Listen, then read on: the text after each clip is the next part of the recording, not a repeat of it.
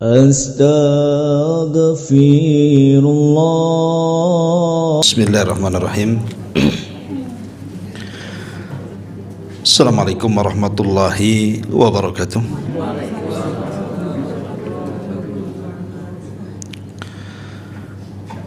Alhamdulillah wassalatu wassalamu ala Rasulillah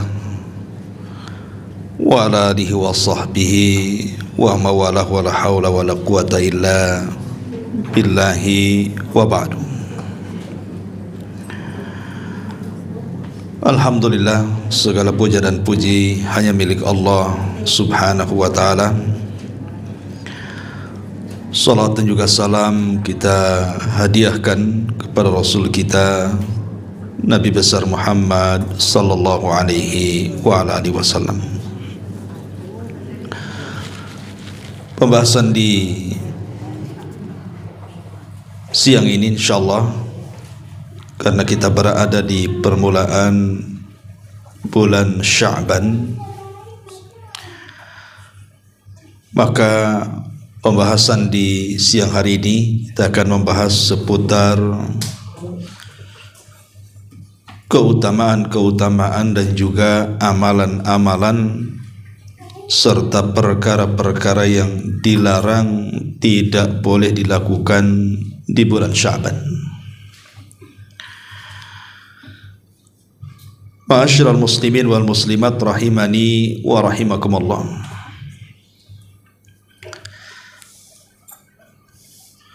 Ada sebuah hadis yang menunjukkan tentang kemuliaan bulan Sya'ban. Walaupun sebenarnya bulan Sya'ban sendiri secara bulan itu tidak ada keistimewaan lain dengan bulan Rajab kemarin. Itu satu di antara 4 bulan hurum. Ataupun bulan Ramadan, jelas dia adalah pemimpin bulan-bulan. Tapi bulan Sya'ban itu secara bulan memang tidak ada keistimewaan, karena dia bukan Ashhurul Hurum, dia juga bukan bagian daripada Ramadan.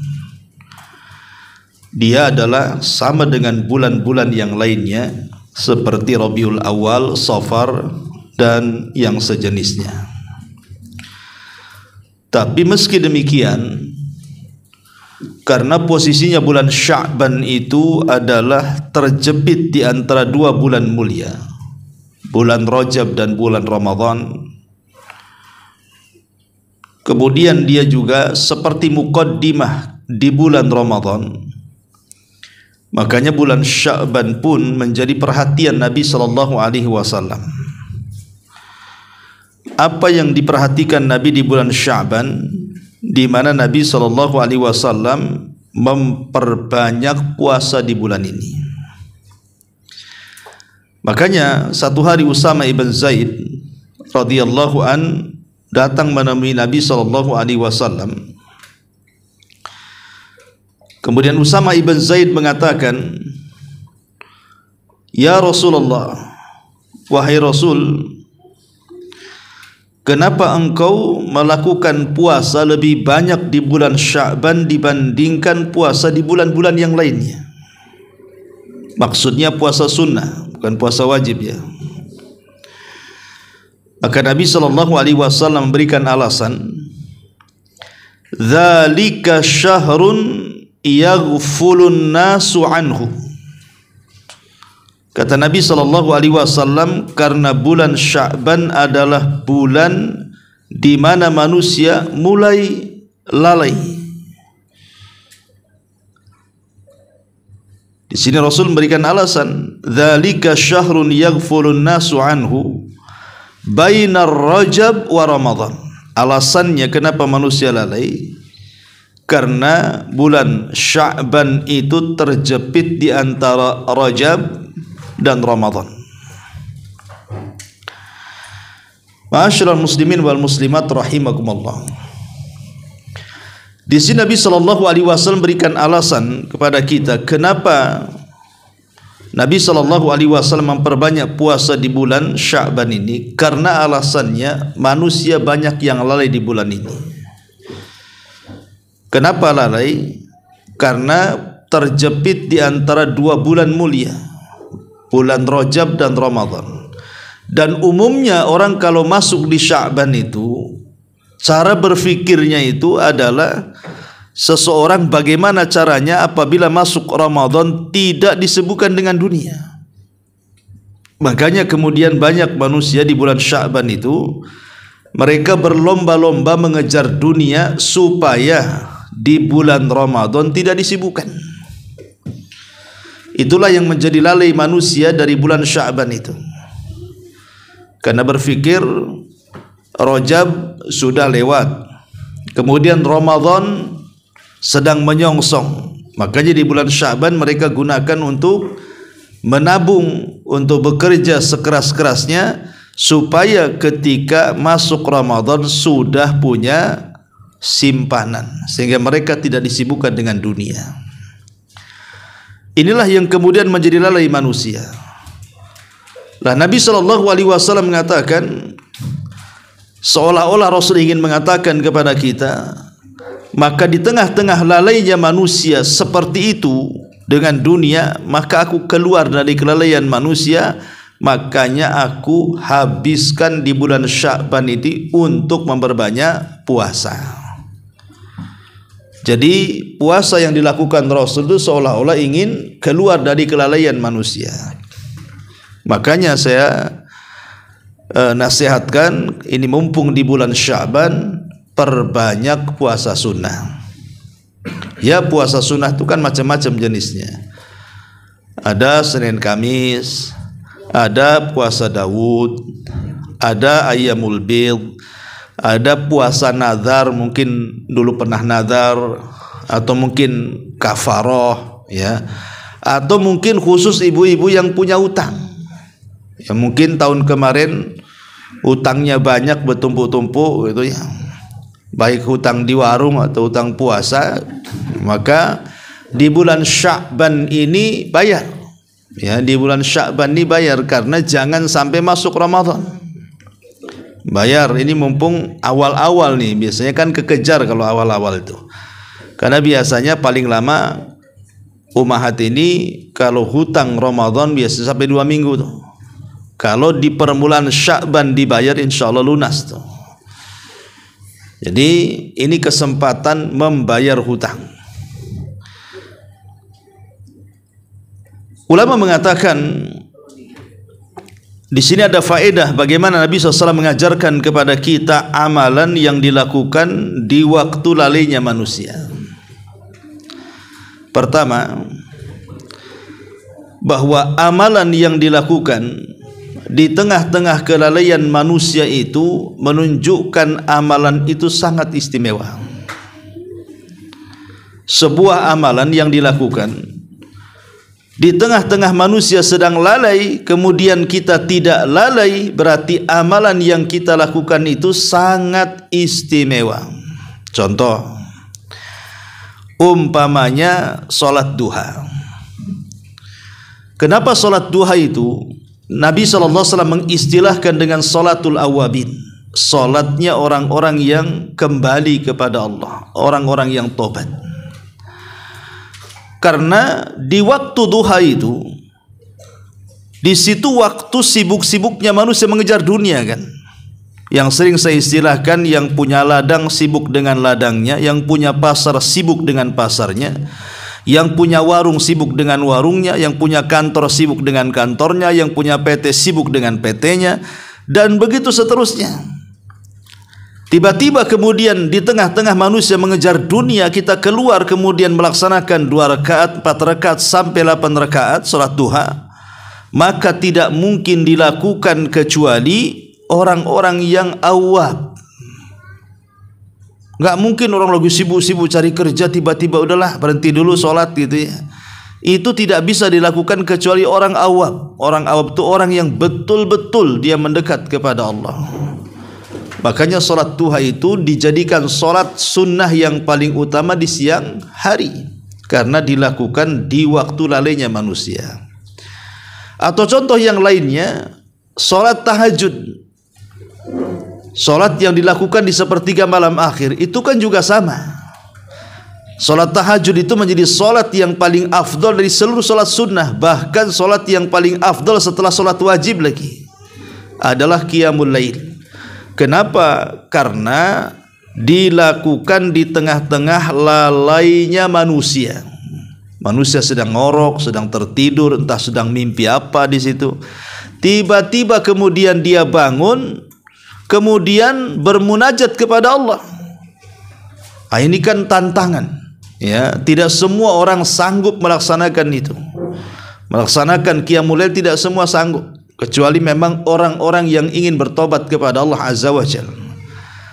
Makanya ibadah yang dilakukan di tengah kelalaian itu sangat istimewa. Begitu juga ibadah yang dilakukan di bulan Sya'ban.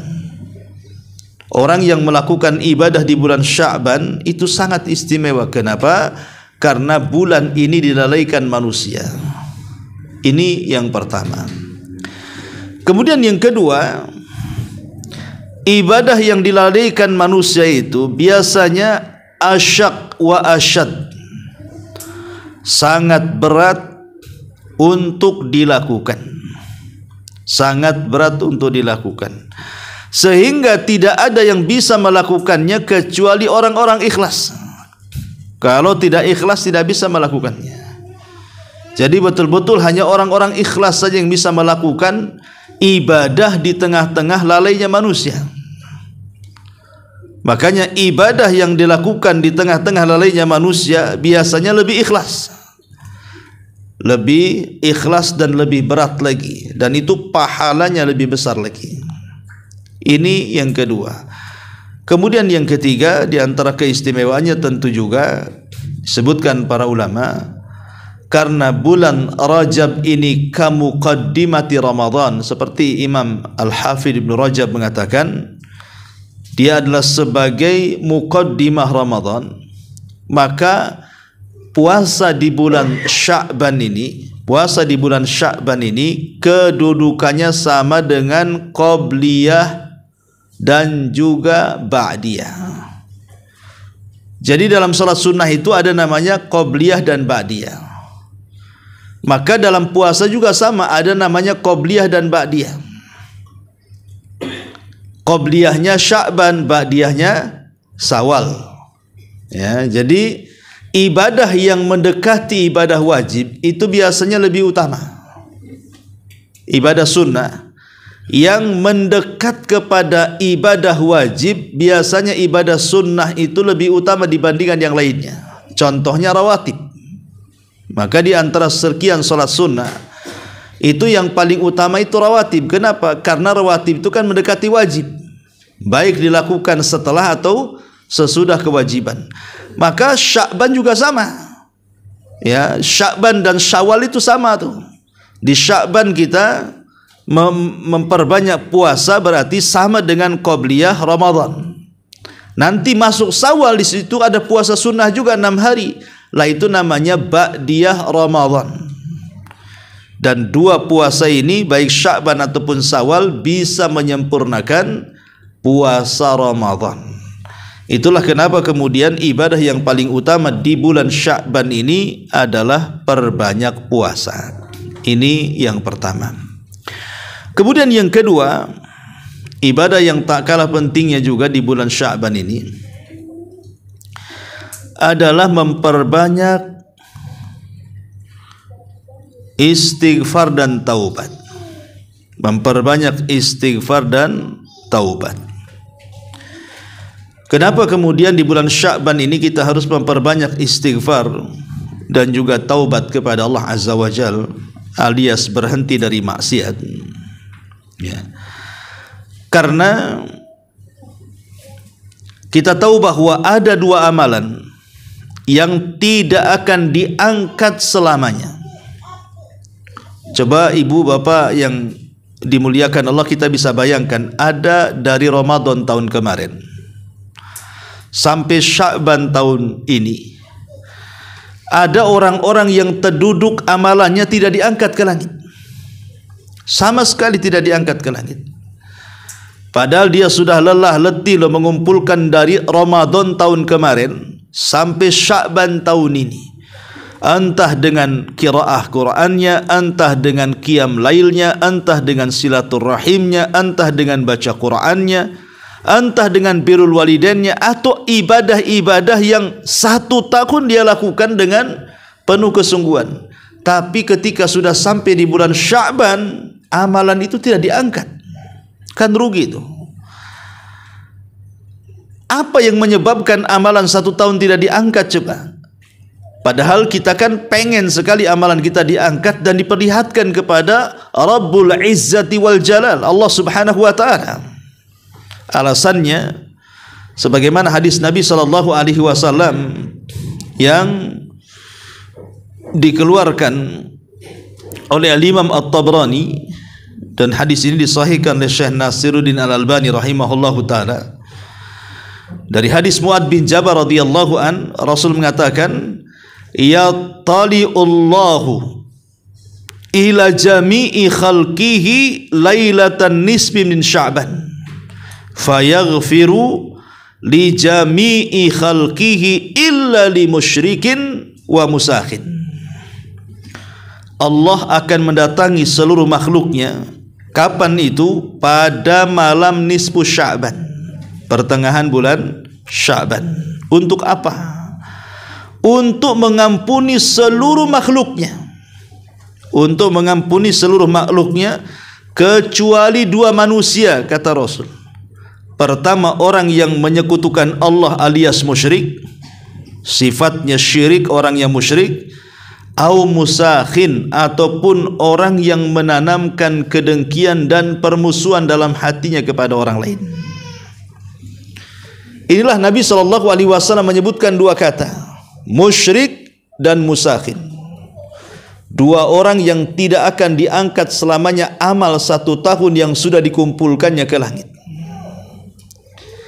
Makanya perbanyak istighfar dan perbanyak tobat, ya, jangan sampai kita terjerumus kepada kesyirikan. Pelakunya disebut musyrik. Maka di bulan Sya'ban ini kokohkan tauhid kita kepada Allah Subhanahu wa taala. Jangan sampai di bulan Sya'ban ini datang ke dukun, percaya kepada tangkal, kepada jimat, kepada klinik-klinik, datang ke kuburan meminta-minta di situ. Ya, ataupun umpamanya jatuh kepada perkara-perkara syirik lisan yang tanpa sadar kita ucapkan. Itu bagian daripada kesyirikan juga. Dan itu banyak di masyarakat. Seperti umpamanya lisannya itu menunjukkan akan kufurnya kepada nikmat Allah Azza wa Jalla. Sitru ni'amillahi Azza wa Jalla, menutupi nikmat itu datang dari Allah. Dan ini juga sebuah kesyirikan, kekufuran, walaupun hanya syirkul asghar. Tapi ini bisa tangga menuju syirkul akbar, menutup-nutup nikmat Allah Subhanahu wa taala itu, tidak mau dinasabkan kepada Allah. Seperti kalau orang ditanya, kamu dapat duit dari mana? Dia bilang, ya kerjalah, dari mana lagi, ya. Maka kalimat ini walaupun sederhana kan sebenarnya, betul sebenarnya jawabannya. Dari mana kau dapat duit? Kerjalah. Itu kan kerja, nih kalimat kerja benar, karena kalau tidak kerja nggak dapat duit kan. Tapi seorang muslim hendaknya jawabannya bukan seperti itu. Kalau seandainya ditanya dari mana kau dapat duit, rizki Allah, kan senang tuh bahasanya ya. Kalau dia ngomong ini rizki dari Allah, gimana caranya? Kerja. Jadi kerja itu cara, ya. Lah ini kalimat-kalimat seperti ini terkadang dilupakan di tengah-tengah masyarakat itu. Dia sedang menutup-nutupi nikmat Allah namanya. Jadi kalau kenapa kau kaya? Ya ini rizki dari Allah, titipan dari Allah. Kok bisa kamu kaya? Ya alhamdulillah saya ada kerjaan. Begitu jawabannya. Sebab kalau seandainya kemudian kita langsung menasabkan nikmat Allah kepada diri kita, seolah-olah nikmat itu datang dari diri kita dan kita yang mengupayakan dan mengusahakannya, itu sama dengan Qarun yang mengatakan innama utitu min ilmin indi, ini kekayaan saya yang dapat karena saya cerdas, karena saya piawai, karena saya mampu untuk mencarinya. Nah, ini sama dengan kalimat itu. Maka kalimat-kalimat di masyarakat pun harus diluruskan, ya. Atau umpamanya seseorang ini sedang berjalan dengan kawannya pakai sepeda motor. Tiba-tiba kemudian di tengah jalan ada lori, hampir nyerempet dia, tapi dengan kepiawaiannya dia bisa selamat tuh dari lori gila tuh. Tiba-tiba dia mengatakan, untung kamu hebat nyetirnya, katanya. Coba kau tak hebat, kena langgar lori lah kita, habis dibawa ke Tamiang kita, umpamanya, ya. Lah, kalimat-kalimat seperti ini nggak boleh dilakukan, diucapkan. Kenapa? Karena menasabkan keselamatan kepada sopir itu salah. Selamat itu datang dari Allah, ya. Memang betul dia ini piawai, dia ini pinter ketika nyetir, tapi seorang muslim bukan itu kalimat yang diucapkan. Harusnya dia mengatakan apa? Kalau bukan karena Allah, kemudian anti yang pandai nyetir, antum yang piawai nyetir, tentulah kami ini sudah kelanggar lori, gitu maksudnya. Jadi jangan sampai kita tutup-tutupi nikmat itu berasal dari Allah. Tetap kita katakan ini rizki dari Allah, kalau bukan karena Allah. Itu penting kalimat itu, supaya tidak terjerumus kepada syirkul asghar, syirik kecil, ya. Atau di masyarakat itu kan ada orang yang mudah-mudah ngomong begini, kalau bukan saya yang bantu, kalau bukan saya yang kasih modal, kalau bukan saya yang tolong, oh kau ini sudah begini dan begitu. Mungkin sudah jadi gembel di Batam ini, mungkin kau sudah pergi dari sini, mungkin kau tidak akan sukses, mungkin kau sudah jadi ini jadi itu. Lah, kalimat-kalimat seperti ini juga tidak boleh diucapkan. Ini syirkul asghar namanya. Karena kalimat-kalimat seperti ini seolah-olah melanggar takdir. Karena kalimat seandainya, kalaulah, apabila dan begitu seterusnya, itu membuka amalan setan tuh.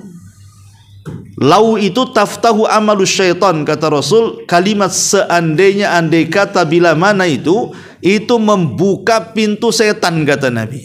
Kenapa? Karena kalimat kalau bukan karena aku, kalau bukan karena pertolonganku, kalau bukan karena modalku, kalau bukan karena ini dan ini dari aku, umpamanya, hakikatnya dia sedang melanggar takdir Allah subhanahu wa ta'ala. Tidak ada urusan kamu dengan suksesnya usaha saya. Berapa banyak orang yang diberikan modal tidak sukses juga, kalau bukan karena Allah yang berikan kesuksesan. Makanya harusnya bahasanya tidak seperti itu. Katakanlah kalau bukan karena Allah, kemudian aku, gitu ya, kemudian kamu. Nah, itu harus diluruskan bahasa-bahasa di masyarakat seperti ini. Intinya bahwa di bulan Rajab ini hindari kesyirikan. Apakah itu syirkul akbar, ya, ataukah syirkul asghar, syirik kecil. Intinya hindari. Yang kedua, al-musakhin. Musakhin itu artinya orang yang menanamkan dalam hatinya kedengkian kepada saudaranya. Sebenarnya kalau bicara soal maaf, memaafkan, sebenarnya waktunya sekarang ini di bulan Sya'ban ini. Jangan nunggu Idul Fitri. Kenapa kamu tidak datang ke si anu minta maaf? Nunggu tahun depan, katanya. Maksudnya nunggu Idul Fitri, ya. Harusnya kalau ingin memaafkan itu sekarang ini, bulan Sya'ban ini. Karena bulan Sya'ban ini bulan diangkatnya amalan. Dan yang mengakibatkan amalan kita tidak diangkat setahun itu gara-gara menaruh dendam, dengki, hasad, hasud dalam hati kita. Dari sekarang nih kalau harus minta maaf itu, ya, jangan sampai kemudian di bulan Sya'ban itu ada anak gak akur dengan orang tuanya, ada orang gak akur dengan saudaranya, ada orang yang tidak akur dengan tetangganya, ada orang yang masih musuhan dengan kawannya. Maka orang-orang yang seperti ini selamanya tidak akan diangkat amalannya, karena Rasul mengatakan illa musyrikin au musakhin, kecuali orang yang melakukan kesyirikan ataupun orang yang menanamkan kedengkian dan kehasatan. Perhatikan di sini, kalimat syirik dan hasad Itu ada kemiripan. Kenapa Rasul menyebutkan dua dosa jangan dilakukan di bulan Sya'ban ini? Pertama syirik dan kedua hasad atau dengki. Karena ada kemiripan di antara dua dosa itu. Sama-sama menghapuskan pahala. Adapun syirik, Allah mengatakan la in asyrakta la yahbatanna amaluka. Kalau engkau melakukan kesyirikan maka hancur lebur amalanmu. Adapun hasad, Rasul mengatakan iyyakum wal hasada fa innal hasada ya'kul hasanat kama ta'kulun narul hatab. Hati-hati kalian jangan hasad, karena hasad itu melebur kebaikan seperti api membakar kayu bakar. Ya, sama-sama melebur kebaikan, baik syirik ataupun hasad. Makanya amalan yang kedua, segera bertobat, perbanyak istighfar, tegakkan tauhid, banyak-banyak minta maaf kalau itu berkaitan dengan dosa sesama kita. Ini amalan yang kedua, istighfar dan juga taubat. Kemudian amalan yang ketiga yang dianjurkan di bulan Sya'ban ini adalah qiraatul Quran. Perbanyak baca Quran, ya. Memperbanyak membaca Quran. Disebutkan oleh Al-Hafidh Ibnu Rajab Al-Hambali rahimahullahu ta'ala, beliau mengatakan bahwa lakukanlah sesuatu yang banyak dilakukan di bulan Ramadan. Lakukanlah sesuatu di bulan Sya'ban ini, amalan-amalan yang banyak dilakukan di bulan Ramadan. Dan kalau kita cerita Ramadan, Ramadan itu disebut syahrul Quran, bulannya Al-Quran. Kalau seandainya di bulan Ramadan yang merupakan bulan Quran, kemudian kita tidak menghatamkan Quran atau tidak banyak membaca Quran di bulan Quran, berarti di bulan-bulan yang bukan bulan-bulan Quran dipastikan dia tidak akan membaca Quran. Kalau orang di bulan Quran kok tidak punya perhatian kepada Quran, maka di bulan selain bulan Quran dipastikan dia tidak punya perhatian kepada Quran. Karena di bulan Quran saja dia meninggalkan Quran masalahnya, apalagi di luar bulan Ramadan. Maka muqaddimahnya untuk memuliakan bulan Quran ini, perbanyak membaca Quran di bulan Sya'ban. Itu yang banyak dilakukan para ulama salaf. Kenapa? Karena pertama sebagai muqaddimah masuknya bulan Quran, yang kedua karena memang amalan di bulan Sya'ban itu sedang diangkat ke langit. Karena amalan-amalan kita diangkat ke langit itu kan ada 4 proses, ya. Pertama ada yang sifatnya harian. Amalan kita diangkat ke langit itu kan ada yang sifatnya harian. Kapan itu? Ketika di waktu subuh dan ketika di waktu asar. Itu 2 waktu itu biasanya amalan kita diangkat ke langit. Yang kedua ada yang sifatnya pekanan. Kapan itu? Hari Senin dan Kamis. Jadi hari Senin dan Kamis itu amalan kita diangkat ke langit. Makanya di hari Senin dan Kamis ada syariat puasa. Puasa Senin Kamis. Kemudian yang ketiga ada yang sifatnya tahunan, itulah di bulan Sya'ban. Lah bulan Sya'ban ini kita beramal soleh itu kalau ingin diangkat ke langit tidak harus nunggu fajar, tidak harus nunggu asar, tidak harus nunggu Senin, tidak harus nunggu Kamis. Pokoknya setiap detik, setiap waktu, setiap saat, dimanapun tempatnya, amalan-amalan kita ini langsung diangkat. Umpamanya nih, hari ini saya baca Quran 1 jam, langsung diangkat setelah baca Quran itu amalannya. Oh hari ini saya bersedekah, ketika dimasukkan sedekah ke kotak infak saja itu langsung naik amalannya ke langit. Jadi bulan Sya'ban itu tidak menunggu waktu tuh. Hari ini beramal soleh, hari ini juga diterbangkan oleh malaikat kemudian dihadapkan kepada Allah Subhanahu wa taala. Makanya wajar para ulama salaf itu mereka menghabiskan hari-hari di bulan Sya'ban itu dengan memperbanyak berbagai macam ibadah, dari puasanya, dari istighfarnya, dari baca Qur'annya, terutama juga dari sedekahnya. Bahkan ada para ulama salaf itu yang mereka mengkhususkan bayar zakat itu di bulan Sya'ban, bukan Ramadan. Jadi ada sebagian ulama salaf mereka mengkhususkan bayar zakat itu di bulan Sya'ban. Kenapa? Karena di bulan ini lagi diangkat amalannya tadi. Makanya mereka mengkhususkan bayar zakatnya itu Sya'ban, bukan Ramadan. Karena satu alasannya amal kita sedang diangkat. Makanya hindari dua perkara tadi. Jangan sampai melakukan kesyirikan. Yang kedua, jangan sampai melakukan hasad. Nah, itu dua perkara hindari itu. Ya. Karena dua perkara ini, oke lah orang saya sudah ngaji Ustadz ya. Kalau syirik mungkin enggak lah. Insya Allah ibu-ibu atau bapak-bapak, kalau syirik orang yang sudah ngaji saya kira menghindar betul.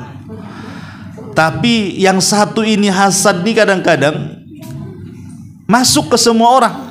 Hasad ini, karena hasad ini masuk ke dunia apapun, ke dunia usaha masuk, ya gara-gara saingan hasad dengan yang lainnya. Ke dunia tetangga masuk, gara-gara tetangga mobilnya bagus sedikit, mulai saingan. Kenapa mobilnya warna merah? Kok sama? Mau nyaingin saya ya warnanya, umpamanya. Masuk ke dunia macam-macam tuh. Ya, tetangga goreng ikan asin, ibu goreng ikan asin juga. Kenapa kok sama dia? Cium juga baunya ke saya nih. Mau nyaingi saja masakan. Jadi hasad ini masuk kemana-mana tuh. Makanya hati-hati bulan Sya'ban ini. Apalagi sudah tahu kan bahwa bulan Sya'ban ini bulan diangkatnya amal. Setan pun pasti tidak mungkin tinggal diam. Setan pasti berusaha untuk menghalang-halangi anak Adam supaya amalan mereka yang sudah 1 tahun diupayakan, bagaimana caranya tidak diangkat. Pasti setan itu akan berusaha menghalang-halangi kita, tidak dari jalur akidah, supaya dia melakukan kesyirikan. Mungkin agak berat lah kalau sudah hijrah tuh. Pasti setan akan berusaha mengambil jalur yang kedua, ditanamkan hasad, ya. Ditanamkan hasad. Kalau imannya tipis-tipis, ya mungkin setan yang dikirimnya pun yang ecek-ecek kan gitu ya. Ini orang ini imannya tipis, kau aja lah itu goda tuh, itu disenggol saja miring itu katanya. Tapi kalau imannya tebal, ya tentu juga setan yang dikirim juga setan yang sudah melalui penataran tentunya. Yang artinya setan-setan yang kokoh-kokoh, yang kuat-kuat kan. Nggak sembarang diutus tuh, pasti juga setan yang kuat-kuat, supaya masuk Ramadan itu tidak ada satu amalan kita tidak diangkat. Nah itu kan rugi, ya. Makanya memang ini bulan pembersihan amal sebenarnya, bulan pembersihan hati, pembersihan lisan, dan pembersihan yang lainnya. Kemudian juga diantara amalan yang sangat dianjurkan adalah qiyamul laili, memperbanyak qiyamul lail. Ya. Kenapa juga? Karena qiyamul lail itu bagian daripada rutinitas Ramadan. Jadi qiyamul lail itu bagian daripada rutinitas Ramadan. Dan itu yang paling banyak dilakukan di bulan Ramadan kan, qiyamul lail itu. Makanya kalau kita cerita Ramadan, pasti yang terbentik dalam otak kita itu taraweh. Pasti 3 tuh, taraweh, puasa, baca Quran. Ya, sedekah lah kan, itu 4. Itu yang banyak dilakukan manusia tuh. Makanya kalau kita ini sudah terbiasa melaksanakan qiyamul lail di bulan Sya'ban, maka masuk Ramadan insyaallah akan terbiasa dengan qiyamul lail di bulan Ramadan. Orang yang tidak terbiasa qiyamul lail biasanya suka nyalah-nyalahkan imam. Ngapain itu imam tuh? Kok lama kali kan gitu. Nggak boleh kan gitu ya. Itu kan terserah imam. Tapi kalau orang yang terbiasa qiyamul lail kan, dia tidak mungkin nyalahkan imam. Justru mengkritik kenapa lambat, kenapa cepat kan itu. Karena dia terbiasa berdiri kan gitu. Mam kok kulhu al-baqarah lah kan gitu, umpamanya. Karena dia terbiasa berdiri kan. Tapi kalau orang yang sudah tidak pernah berdiri, kedapatan dapat imam pula yang lambat, kemudian lama tarawihnya, itu dipastikan semalam aja tarawih di belakang dia tuh. Ya kan? Pasti besoknya nyari masjid yang super kilat. Seperti di mana itu yang 23 rakaat 5 menit itu. Ya. Itu ndak dengar alhamdulillahnya waladdolinnya aja yang keras tuh. Satu nafas, ya kan? Nah, ini intinya bahwa amalan yang paling bagus itu adalah qiyam al-lail. Dan yang terakhir tentunya juga memperbanyak zikir kepada Allah Subhanahu wa taala, dan zikir itu juga ada zikir pagi petang, ada zikir sebelum tidur dan sesudah tidur, ada zikir setelah salat, ada zikir ketika keluar rumah, ya kan? Itulah 4 zikir yang disyariatkan untuk dilanggengkan. Kata Al-Imam Ibnu Salah, kalau orang ingin dikatakan ahli zikir, maka lakukan 4 zikir. Pertama, zikir pagi petang. Yang kedua, zikir sebelum tidur dan setelah tidur. Kemudian yang ketiga, zikir selepas sholat wajib. Dan yang terakhir, zikir ketika keluar rumah. Orang yang biasa mendawamkan 4 zikir ini, maka dia dinyatakan ahli zikir. Ahli zikir itu bukan tiap hari gitu zikir basah lisannya dari pagi sampai sore, sariawan lama-lama. Ya kan, kalau ngomong subhanallah subhanallah capek kan itu ya. Jadi ahli zikir itu bukan begitu. Ahli zikir itu kata Ibnu Salah, yang penting dawamkan zikir pagi petang, dawamkan zikir setelah sholat wajib, dawamkan zikir sebelum tidur setelah tidur, dan dawamkan zikir ketika keluar rumah. Maka 4 zikir kalau kita lakukan setiap hari, maka kita akan mendapatkan peringkat ahlu dzikri, namanya pakar zikir. Ya. Ma'asyiral muslimin wal muslimat rahimani wa rahimakumullah. Ini diantara amalan-amalan yang disyariatkan di bulan Sya'ban. Ya. Tapi ada perkara-perkara yang harus dipahami di bulan Sya'ban itu, bahwa tidak ada amalan khusus. Ingat ya, tidak ada amalan khusus yang dilakukan di bulan Sya'ban. Tidak ada amalan khusus, umpamanya di pertengahan Sya'ban ada sholat sunnah khusus, sholat malam khusus, tidak ada. Atau puasa khusus, tidak ada. Atau zikir khusus, tidak ada. Atau baca Quran khusus, tidak ada. Pokoknya tidak ada ibadah yang sifatnya khusus-khususan. Jadi di bulan Sya'ban itu sekali lagi tidak ada ibadah yang bersifat khusus. Karena ada di masyarakat itu, kalau seandainya datang di pertengahan Sya'ban, maka sebagian mereka ada yang merayakan yang disebut dengan malam nisfu Sya'ban, kan itu ya. Entah dengan sholat malam khusus, mengadakan baca Quran khusus, nanti besoknya puasa khusus. Maka sekali lagi tidak ada satu amalan pun yang dikhususkan di bulan Sya'ban. Kalau hendak beramal, maka beramallah selayaknya kita beramal setiap hari, jangan dikhususkan. Ya kita beramal sajalah, baca Quran, sedekah, sholat. Dan kita meyakini bahwa bulan Sya'ban ini adalah bulan diangkatnya amal kita. Jadi penghususannya itu hanya dari segi semangat saja. Seingin memiliki semangat khusus itu tidak apa-apa. Semangat ingin lebih membaca Quran, ingin lebih membaca memperbanyak sholawat, memperbanyak sholat dan begitu seterusnya, maka nggak apa-apa kalau semangat khusus ya. Tapi kalau ibadah khusus, maka Syekh bin Baz rahimahullah ta'ala mengatakan, minal bid'ah illati ahdatsaha ba'dun nas bid'atul ihtifali bilailatin nisbin min Sya'ban. Termasuk perkara baru yang diadakan manusia adalah perkara merayakan malam pertengahan Sya'ban dengan cara mengkhususkan dengan sholat, dengan puasa. Maka itu tidak pernah dilakukan oleh Nabi dan juga para sahabatnya. Bahkan ini termasuk perkara baru yang mungkar. Intinya bahwa Karena kalau kita lihat di internet YouTube, khususnya web orang-orang Syiah ya, orang-orang Iran itu. Jadi orang-orang Syiah ini kalau saya lihat ulama-ulama mereka itu selalu memfatwakan kalau datang bulan Sya'ban itu mereka mengadakan solat yang disebut dengan solat alfiyah namanya. Mereka punya ritual namanya solat alfiyah. Solat alfiyah itu maksudnya solat 1000 rakaat, Bu.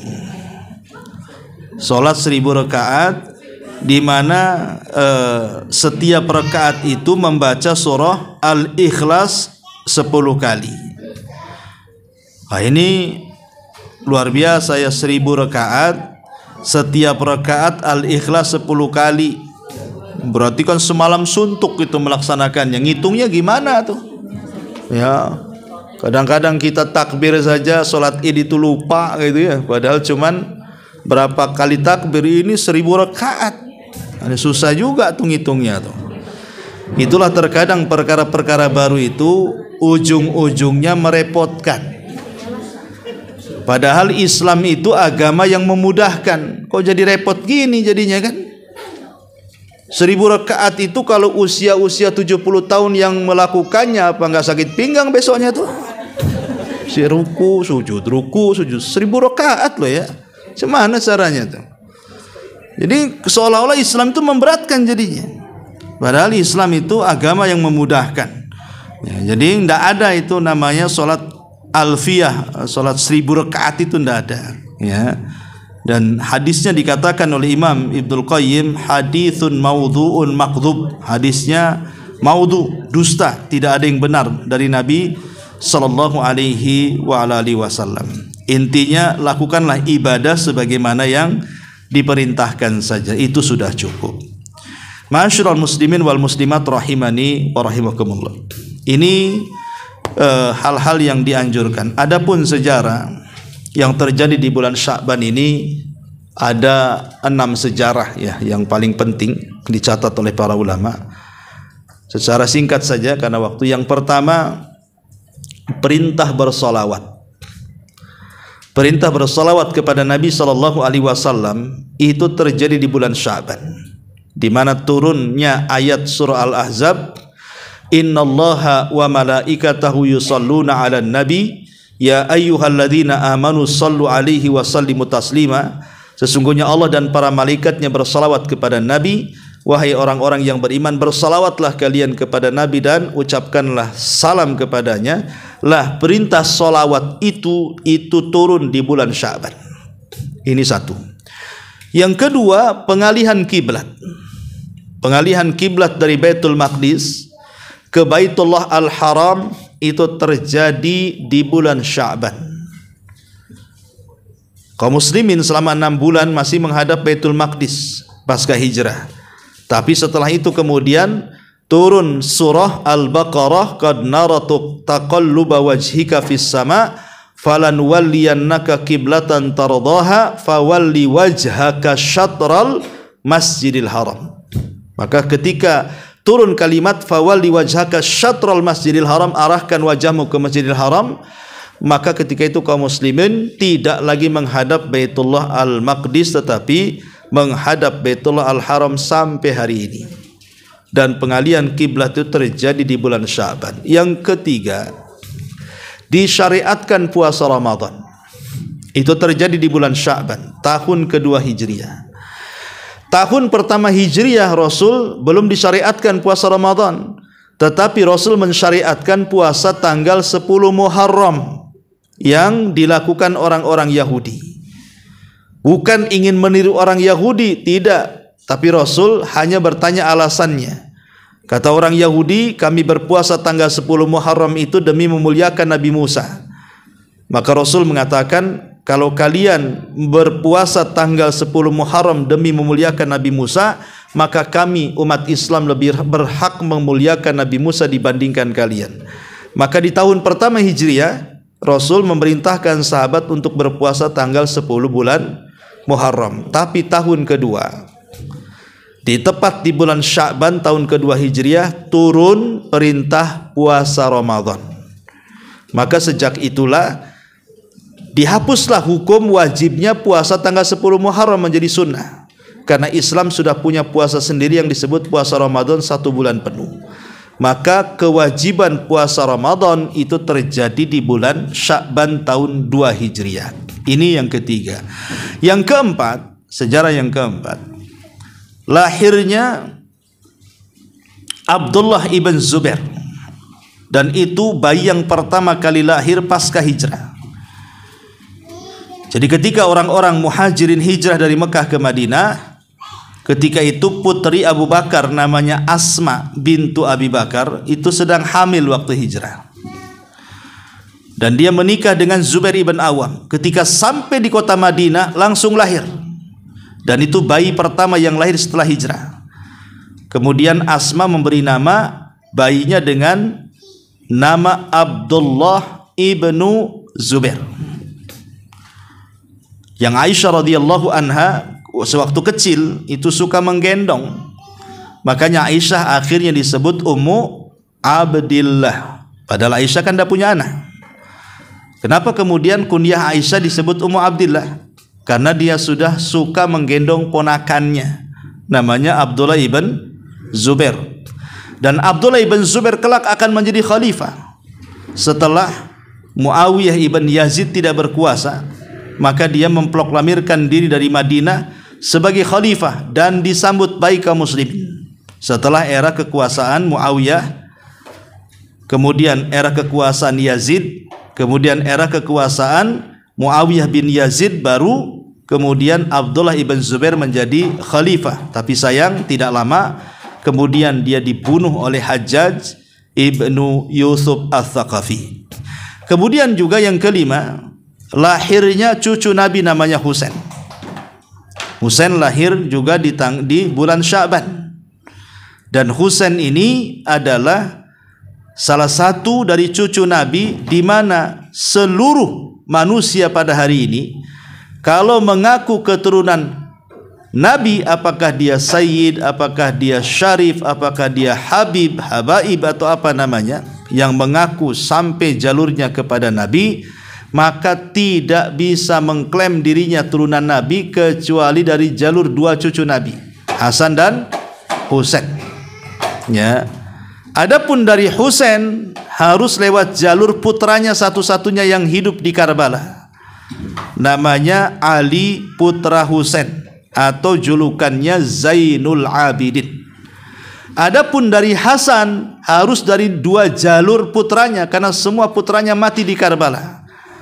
Pertama Hasan putra Hasan, yang kedua Zaid putra Hasan, Hasan ibnu Hasan atau Zaid ibnu Hasan.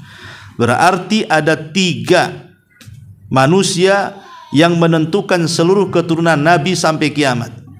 Pertama Ali ibn Husain, yang kedua Zaid ibn Hasan, dan yang ketiga Hasan ibnu Hasan. Maka siapapun hari ini yang mengaku keturunan Nabi harus ikut tiga jalur ini. Tiga jalur putra daripada Hasan dan Husain. Lah Husain ini lahir di bulan Sya'ban. Husain ini lahir di bulan Sya'ban.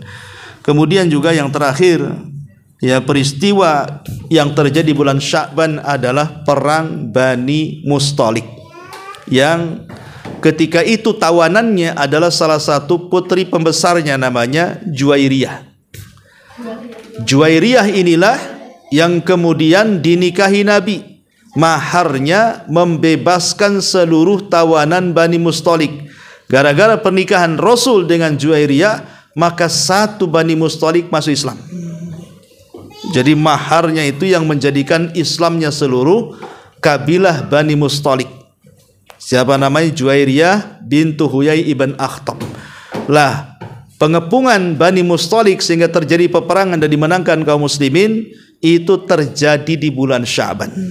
Inilah 6 peristiwa besar yang terjadi di bulan Sya'ban. Pertama, perintah bersalawat kepada Nabi. Yang kedua, pengalihan kiblat dari Baitul Maqdis ke Baitullah Al-Haram. Kemudian yang ketiga, apa itu? tentang kewajiban puasa Ramadan. Kemudian yang keempat lahirnya Abdullah ibn Zubair, yang kelima lahirnya Husain ibn Ali ibn Abi Thalib, dan yang terakhir tentang kisah perang Bani Mustalik. Wallahu a'lam bishawab. Ini diantara amalan-amalan dan sejarah-sejarah yang terjadi di bulan Sya'ban. Sampai di sini, mudah-mudahan ada manfaatnya. Kita tutup dengan doa kafaratul majlis. Subhanakallahumma bihamdika asyhadu an la ilaha illa anta astaghfiruka wa atubu ilaik. Allahu ta'ala alam. Assalamualaikum warahmatullahi wabarakatuh.